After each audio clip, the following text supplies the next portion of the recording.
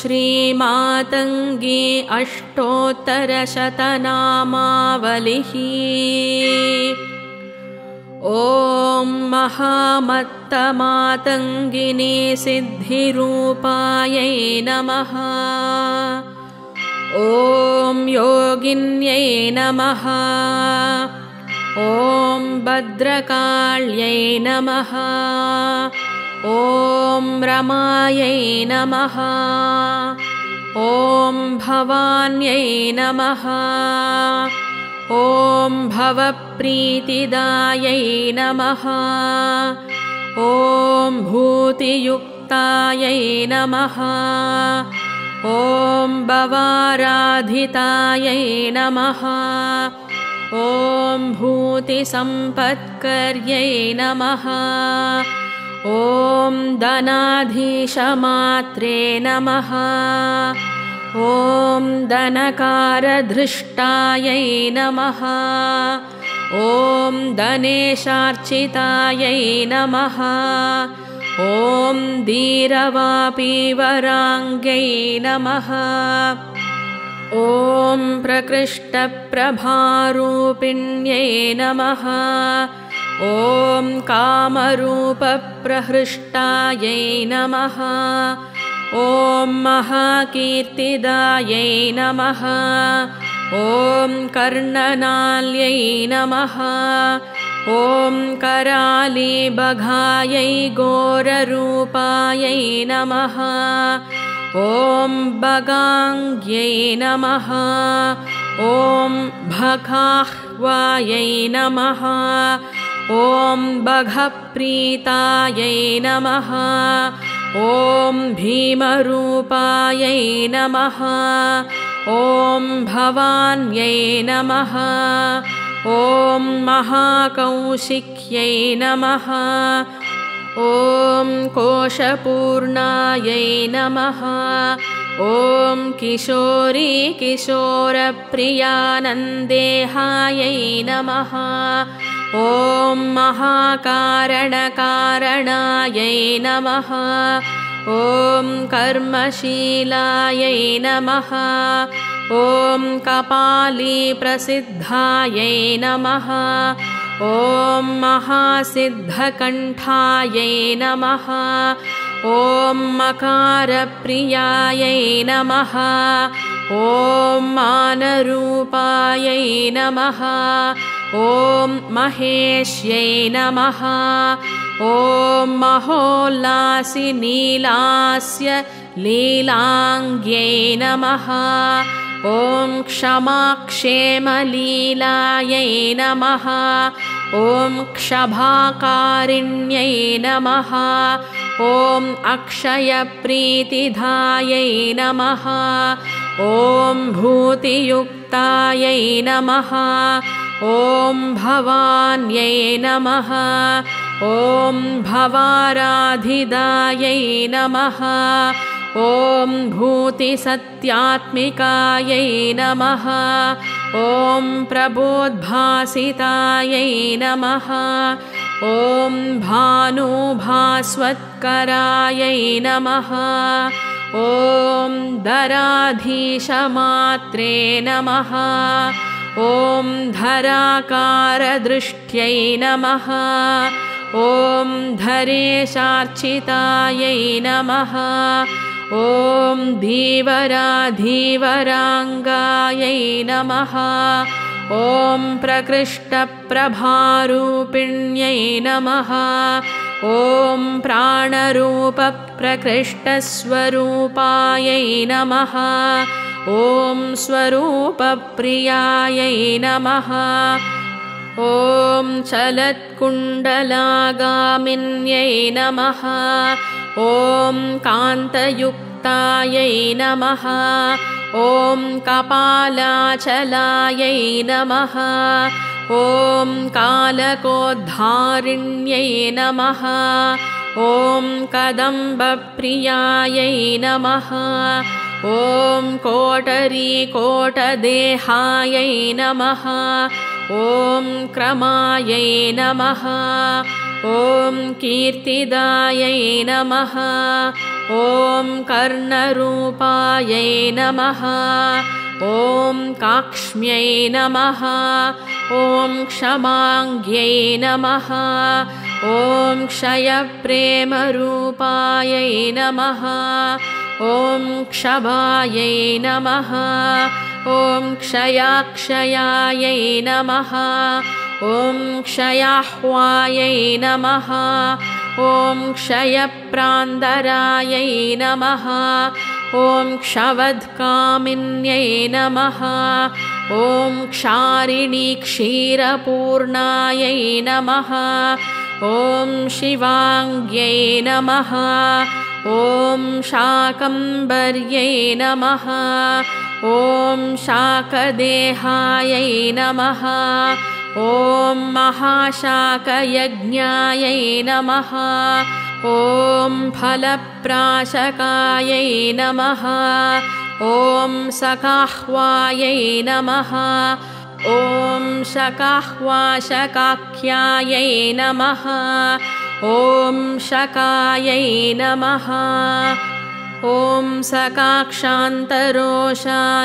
नमः ॐ सुरेशायै नमः ॐ सुरेखायै नमः ॐ महाशेषयज्ञोपवीतप्रियायै नमः ॐ जयन्त्यै नमः ॐ जयायै नमः ॐ जागृतियोग्यरूपायै नमः ॐ जयाङ्गायै नमः ॐ जपध्यानसन्तुष्टसञ्जनायै नमः ॐ जयप्राणरूपायै नमः ॐ जयस्वर्णदेहायै नमः ॐ जयज्वालिनी यामिन्यै नमः ॐ याम्यरूपायै नमः ॐ जगन्मातृरूपायै नमः ॐ जगत्रक्षणायै नमः ॐ स्वधावौषडन्तायै नमः ॐ विलम्बाविलम्बायै नमः ॐ षडङ्गायै नमः ॐ महालम्बरूपासिहस्तायै नमः ॐ पदाहारिणी हारिण्यै नमः ॐ हारिण्यै नमः ॐ महामङ्गलायै नमः ॐ मङ्गलप्रेमकीर्त्यै नमः ॐ निशुम्भच्छिदायै नमः ॐ शुम्भदर्पद्वहायै नमः ॐ आनन्दबीजादिमुक्तस्वरूपायै नमः ॐ चण्डमुण्डापदामुख्यचण्डायै नमः ॐ प्रचण्डायै नमः ॐ महाचण्डवेगायै नमः ॐ चलच्चामरायै नमः ॐ चामराचन्द्रकीर्तये नमः ॐ सुचामीकराचित्रभूषोज्ज्वलाङ्ग्यै नमः ॐ सुसङ्गीतगीतायै नमः ॐ इति श्रीमातङ्गी अष्टोत्तरशतनामावलिः सम्पूर्णम् ॐ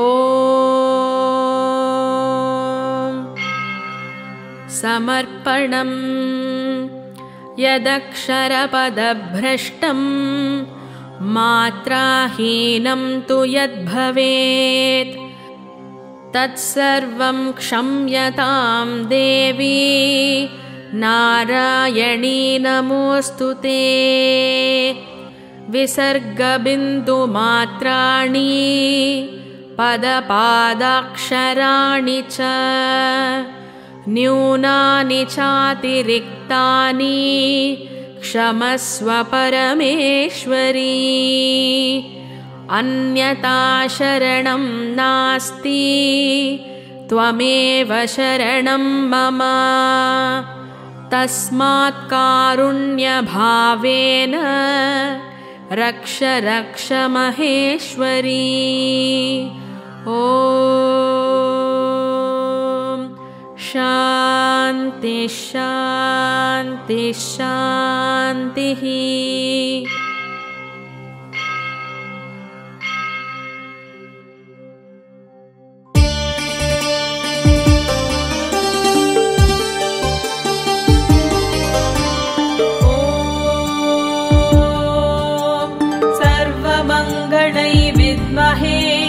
रुद्रपत्न्यै च धीमहि तन्नो अम्बा प्रचोदयात्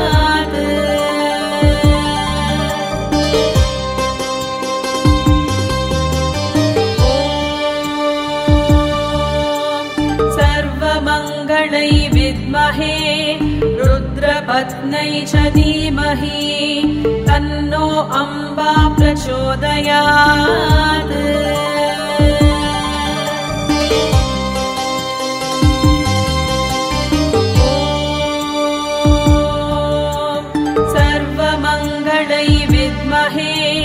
रुद्रपत्न्यै च धीमहि तन्नो अम्बा प्रचोदयात्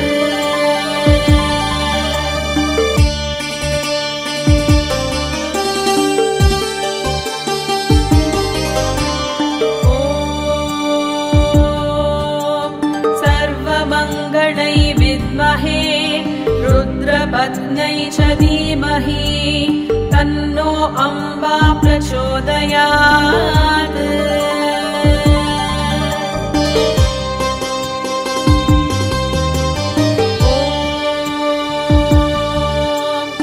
सर्वमङ्गलै विद्महे रुद्रपत्न्यै च धीमहि तन्नो अम्बा प्रचोदयात्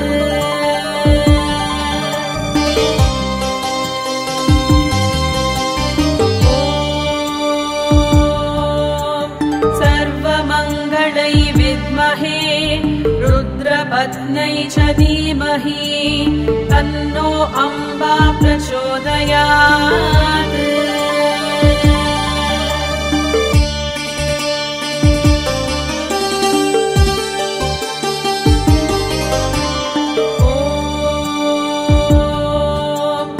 सर्वमङ्गलै विद्महे रुद्रपत्न्यै च धीमहि तन्नो अम्बा प्रचोदयात्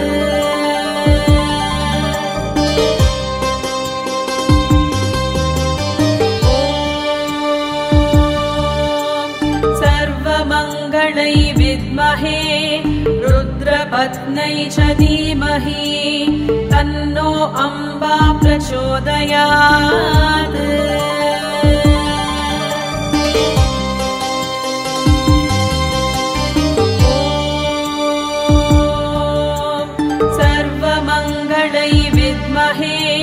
रुद्रपत्न्यै च धीमहि तन्नो अम्बा प्रचोदयात्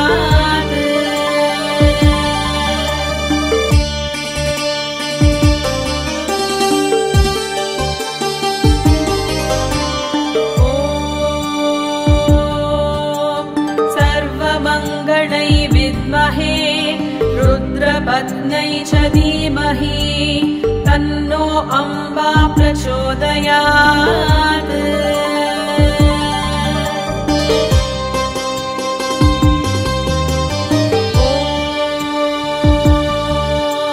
सर्वमङ्गलै विद्महे रुद्रपत्न्यै च धीमहि तन्नो अम्बा प्रचोदयात्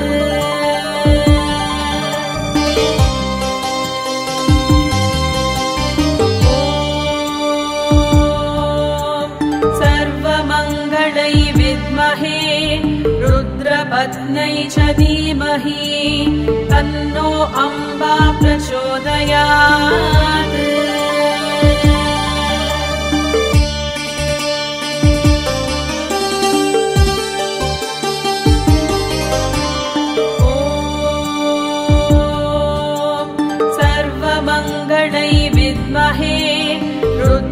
रुद्रपत्न्यै च धीमहि तन्नो अम्बा प्रचोदयात्।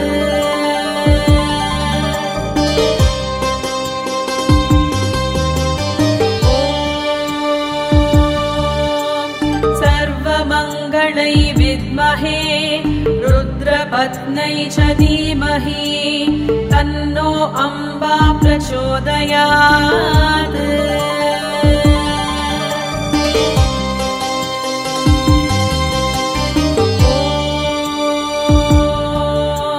सर्वमङ्गलै विद्महे रुद्रपत्न्यै च धीमहि तन्नो अम्बा प्रचोदयात्।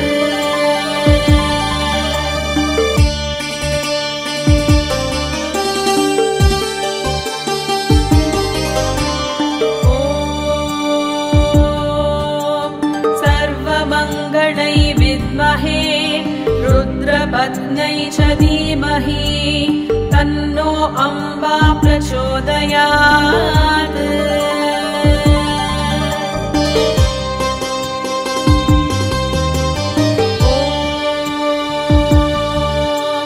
सर्वमङ्गलै विद्महे रुद्रपत्न्यै च धीमहि तन्नो अम्बा प्रचोदयात्।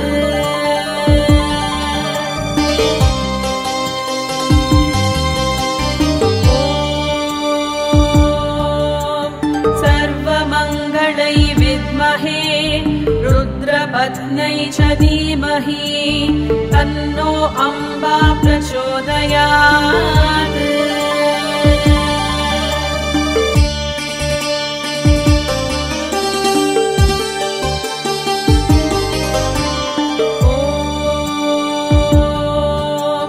सर्वमङ्गलै विद्महे रुद्रपत्न्यै च धीमहि तन्नो अम्बा प्रचोदयात्।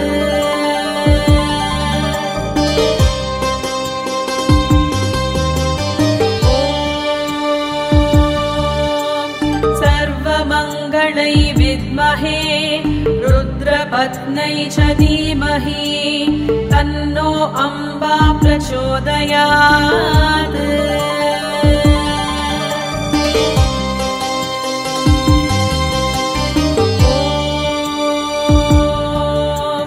सर्वमङ्गलै विद्महे रुद्रपत्न्यै च धीमहि तन्नो अम्बा प्रचोदयात्।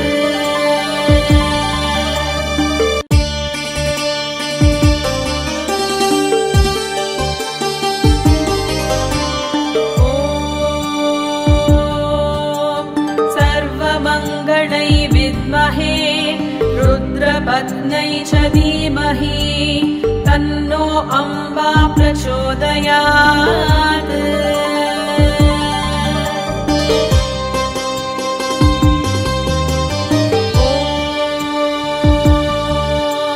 सर्वमङ्गलै विद्महे रुद्रपत्न्यै च धीमहि तन्नो अम्बा प्रचोदयात्।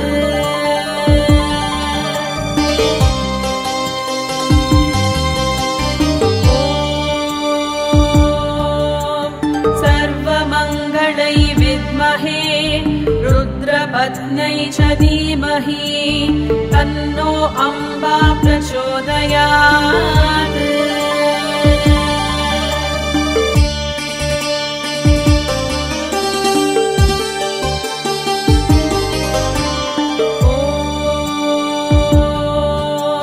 सर्वमङ्गलै विद्महे रुद्रपत्न्यै च धीमहि तन्नो अम्बा प्रचोदयात्।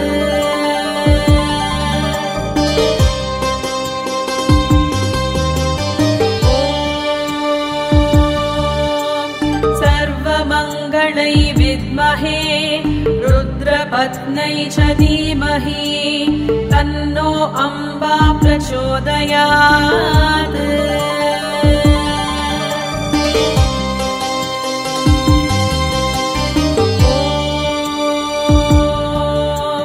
सर्वमङ्गलै विद्महे रुद्रपत्न्यै च धीमहि तन्नो अम्बा प्रचोदयात्।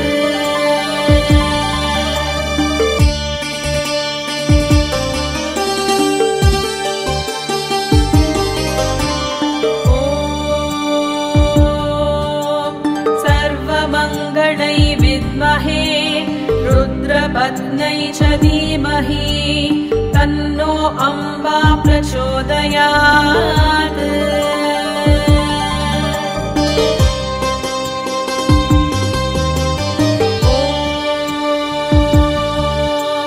सर्वमङ्गलै विद्महे रुद्रपत्न्यै च धीमहि तन्नो अम्बा प्रचोदयात्।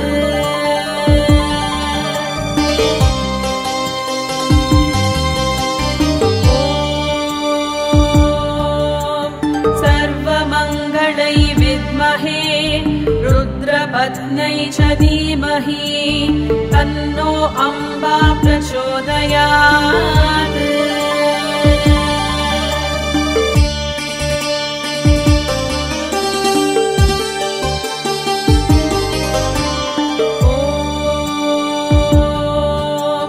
सर्वमङ्गलै विद्महे रुद्रपत्न्यै च धीमहि तन्नो अम्बा प्रचोदयात्।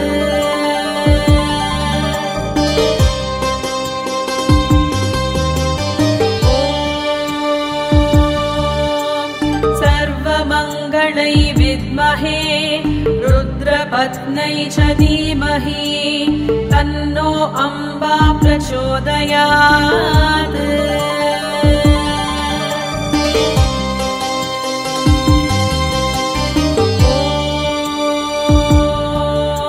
सर्वमङ्गलै विद्महे रुद्रपत्न्यै च धीमहि तन्नो अम्बा प्रचोदयात्।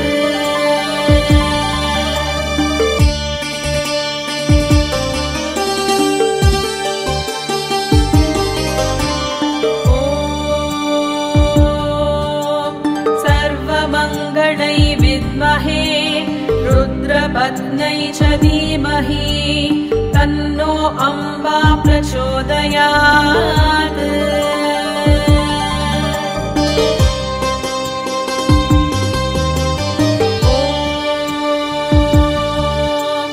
सर्वमङ्गलै विद्महे रुद्रपत्न्यै च धीमहि तन्नो अम्बा प्रचोदयात्।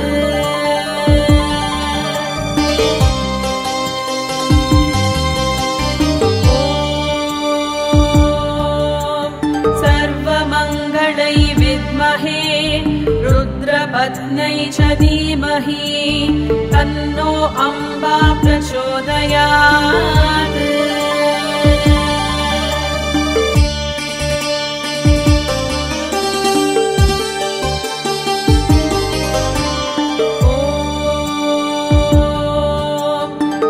सर्वमङ्गलै विद्महे रुद्रपत्न्यै च धीमहि तन्नो अम्बा प्रचोदयात्।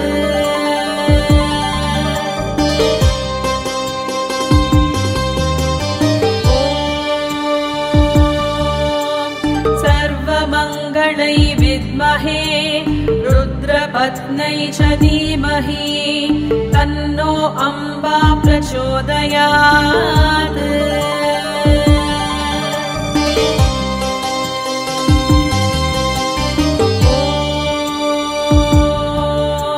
सर्वमङ्गलै विद्महे रुद्रपत्न्यै च धीमहि तन्नो अम्बा प्रचोदयात्।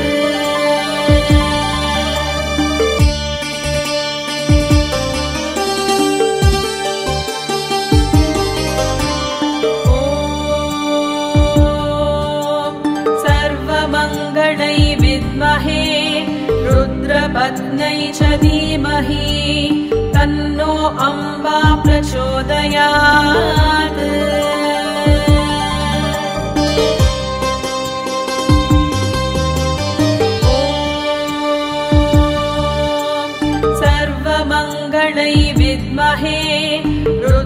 रुद्रपत्न्यै च धीमहि तन्नो अम्बा प्रचोदयात्।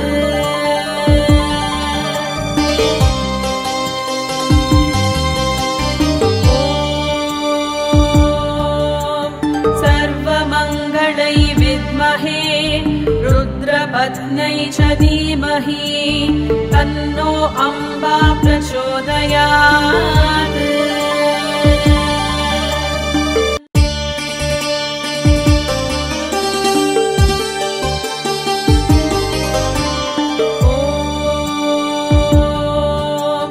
सर्वमङ्गलै विद्महे रुद्रपत्न्यै च धीमहि तन्नो अम्बा प्रचोदयात्।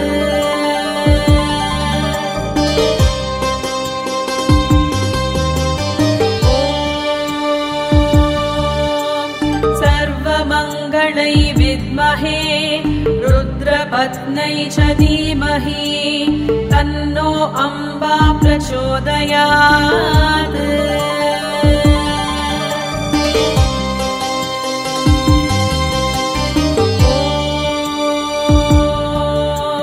सर्वमङ्गलै विद्महे रुद्रपत्न्यै च धीमहि तन्नो अम्बा प्रचोदयात्।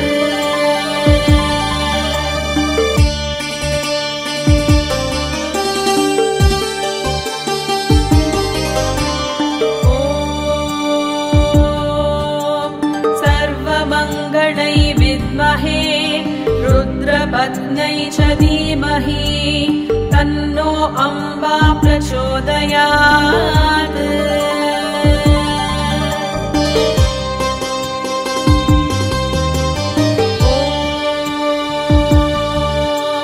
सर्वमङ्गलै विद्महे रुद्रपत्न्यै च धीमहि तन्नो अम्बा प्रचोदयात्।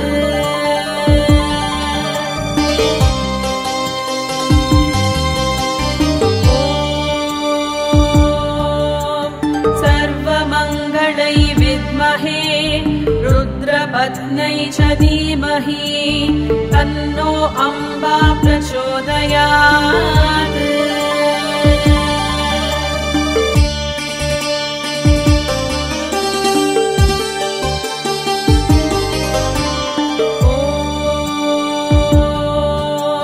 सर्वमङ्गलै विद्महे रुद्रपत्न्यै च धीमहि तन्नो अम्बा प्रचोदयात्।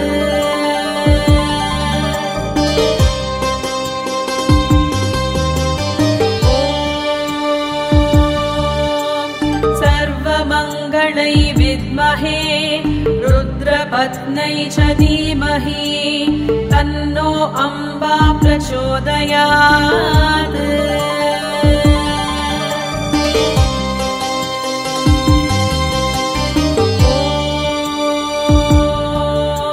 सर्वमङ्गलै विद्महे रुद्रपत्न्यै च धीमहि तन्नो अम्बा प्रचोदयात्।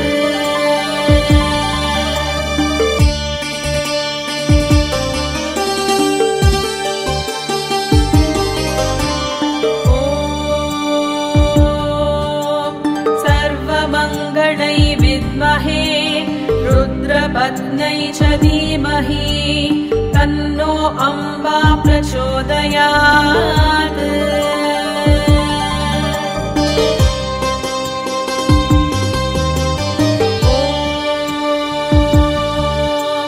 सर्वमङ्गलै विद्महे रुद्रपत्न्यै च धीमहि तन्नो अम्बा प्रचोदयात्।